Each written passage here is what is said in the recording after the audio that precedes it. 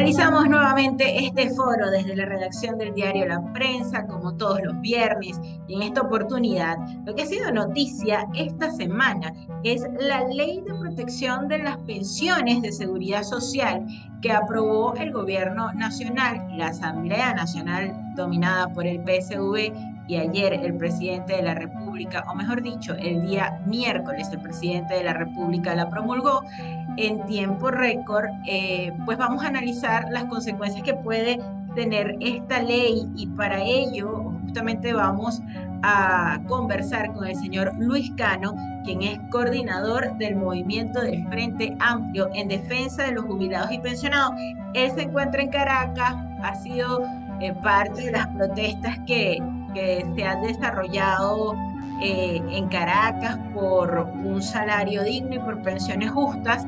Y bueno, gracias por aceptar esta invitación. Bueno, primero que nada, quiero darle las gracias a la emisora, a ti personalmente, por darnos la oportunidad y seguir visibilizando la situación de los viejos venezolanos, que somos más de 5 millones. Señor Cano, la primera pregunta. Esta ley ha sido aprobada en tiempo récord. El nombre completo es Ley de Protección de las Pensiones de Seguridad Social frente al bloqueo imperialista, o sea que se le echa la culpa a las sanciones. ¿Qué impresiones tiene sobre esta ley? Sí, mira, así de momento nosotros siempre hemos dicho que todo lo que venga en beneficio nuestro es bien recibido. Sin embargo, con referente a esta ley tenemos mucha duda, mucha desconfianza y mucha incertidumbre. Porque un gobierno, fíjate que en el año 2002 hay un proyecto para discutir la ley de pensiones y jubilaciones, ya han pasado 22 años y ese proyecto sigue durmiendo el sueño de los justos. En octubre del año 2022 hicieron una nueva ley de pensionados y jubilados que no le han dado mucha propaganda, no le han dado mucha difusión. Entonces, toda esta serie de leyes que se han venido aprobando se convierten en letras muertas, o sea, no se transforman en beneficios para una población tan necesitada, tan vulnerable, que el único delito que ha hecho es trabajar toda la vida en una empresa tanto pública como privada y haberle dejado nuestros años de juventud a este país que queremos mucho. Pues que, por lo tanto, lo que le estamos pidiendo al gobierno, fíjate, nosotros resumimos todo. Si el gobierno quiere garantizarnos lo que nosotros hemos venido peleando, que es que nos garantice una vejez digna, simplemente se tiene que remitir al artículo 80 de nuestra Constitución, que establece que el Estado venezolano nos tiene que garantizar una vejez digna. Si ese artículo se cumpliera, no es necesario que el gobierno esté gastando cuestiones en promociones que al final no se reflejan en una realidad. Fíjate, por lo menos la ley habla de que van a pechar con el 15% a las empresas. Incluso se habla de sanciones a las empresas que no cumplan. Entonces la pregunta que yo me hago, ¿será que el Seguro Social lo quebraron? ¿Será que el Seguro Social ya no existe? ¿Será que acabaron con el Seguro Social? Porque, mira, el Seguro Social fue diseñado para que los trabajadores se le descontara y le garantizaran seguridad social a los trabajadores. Yo en mi caso personal, el gobierno se jacta mucho que en este país hay cualquier cantidad, 5 millones de pensionados, pero en el caso nuestro, yo pagué mi pensión, yo estuve cotizando al Seguro Social más de 40 años, yo tengo más de 3.000 cotizaciones. Entonces, en lo personal, a mí el gobierno no me ha dado nada, yo la pagué. Entonces, yo veo que esto, y también nos da mucha suspicacia y nos trae mucha malicia que se está aprobando. Tú lo acabas de decir, primero en un tiempo récord y segundo cuando faltan 2 años para un proceso electoral. Entonces creo que es más eso, es como que es más pan, es más circo que de verdad se convierta en realidad. Mm, Tengo entendido que el frente que usted representa, el Frente Amplio en defensa de los jubilados y pensionados, no pudo hacer sus recomendaciones sobre esta ley porque no tuvo un debate público amplio. ¿Es así? ¿Qué recomendaciones tenían? Claro, fíjate, pero aparte de que fue una ley inconsulta, como lo vimos anteriormente, se discutió en un tiempo récord. Y cuando yo veo esa ley, ¿verdad? Que como que más un impuesto, porque fíjate, también ahí queríamos denunciar que todos esos impuestos, ¿verdad? Que le van a hacer a la empresa privada, ¿qué hace en este caso la empresa privada agarra ese costo y se lo transfiere al consumidor. ¿Quién es el consumidor? Nosotros mismos. Entonces, al final, ya no tenemos aquí un impuesto que es el IVA, que es el 15%, cada vez que uno compra cualquier producto, ya te están fichando con un 15%. También hay otro impuesto que es el de cuando hacemos transacciones, bueno, lo que lo hacen, en el caso no lo hago, transacciones con dólar, también te quitan un 3%. Y entonces ahora le clavan a la empresa privada otro impuesto del 15%, un gobierno que se hace llamar obrerista, que se hace llamar un gobierno social. Resulta que a veces se convierte en un gobierno muy capitalista, ¿no?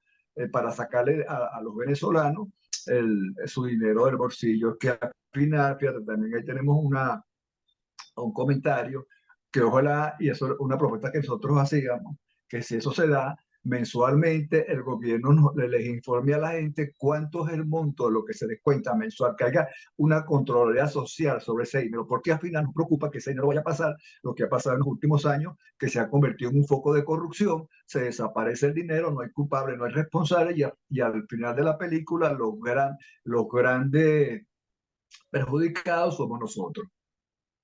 Sí, fíjese, como usted bien dice, se le va a cobrar a los empresarios una contribución especial, donde prácticamente el aporte puede ir hasta el 15% del total de los pagos realizados a los trabajadores por concepto de quince salario y por ciento bonificaciones de carácter no salarial. Mire, ¿por qué los empresarios tienen que asumir una carga que es responsabilidad del Estado? Claro, nosotros eso también lo hemos venido denunciando, porque no puede ser que todos estos años en el cual el gobierno se dedicó a acabar con el seguro social, ¿verdad? Cuando se puso a prometer pensiones, y de paso no estamos en contra de eso, ¿verdad? Que le dé pensión a personas que no habían cotizado el seguro social. Entonces, aparte de eso, no había ningún tipo de inversión. Fíjate, tú haces un paneo por todas las empresas del Estado y la gran mayoría, ninguna le paga el seguro social. Bueno, el seguro social le descuenta el seguro social a sus trabajadores, sin embargo, ese dinero no llega a las arcas del seguro social. Entonces, no puede ser, ¿verdad?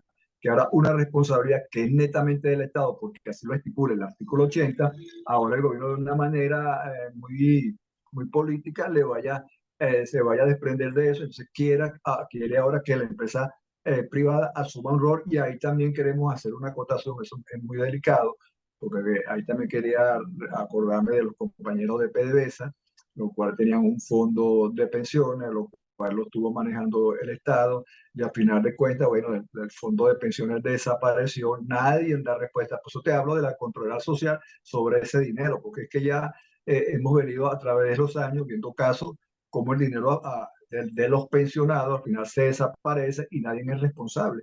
Entonces, fíjate, no puede ser que una persona que tenga 4.000, 5.000 cotizaciones esté ganando 130 bolívares mensual, por Dios. Y de repente una persona que nunca cotizó seguro social esté ganando lo mismo. Entonces, ahí tendría que haber una homologación de las pensiones.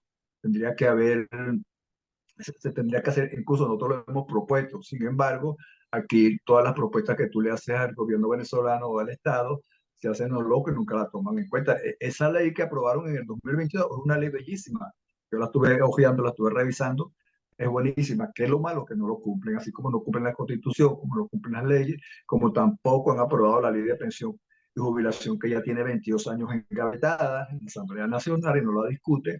Entonces, bueno, Ahora, señor Cano, ha dicho que desconfían de esta ley que se presenta justamente en una precampaña política, donde sí. el gobierno, según las encuestas más reconocidas del país, pues no tiene los mejores números de intención de voto.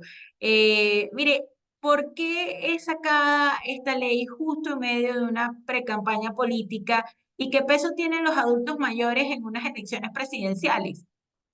Bueno, fíjate, nosotros en este momento representamos una fuerza que es decisiva, no solamente en las elecciones que vienen en este momento, sino las posteriores, porque en este momento nosotros somos el sector mayoritario en Venezuela.